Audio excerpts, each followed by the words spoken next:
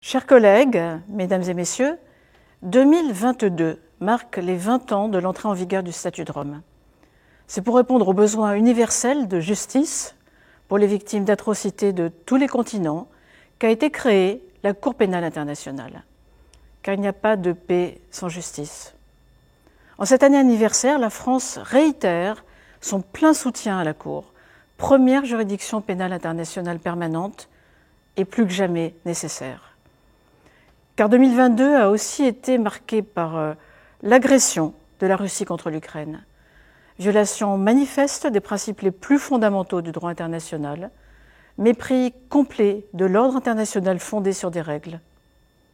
La guerre d'agression dont le Kremlin porte l'entière responsabilité s'accompagne encore aujourd'hui d'exactions, de meurtres, d'un ciblage délibéré des civils, de tortures, de viols et de déportations. Les responsables de ces crimes, qu'ils les aient commis, ordonnés ou planifiés, doivent rendre des comptes aux victimes et à la communauté internationale. C'est pourquoi nous appuyons l'enquête du procureur de la Cour, comme celle des autorités judiciaires ukrainiennes, par des contributions financières et des moyens techniques et humains. La Cour doit être soutenue partout où elle agit. À La Haye, comme sur le terrain, nous savons pouvoir compter sur la qualité des hommes et des femmes qui œuvrent pour un monde plus juste. La France présente la candidature de Nicolas Guilloux, un poste de juge à la Cour en 2024. Je suis persuadée que sa solide expérience au sein des juridictions internationales bénéficiera à notre institution centrale dans la lutte contre l'impunité.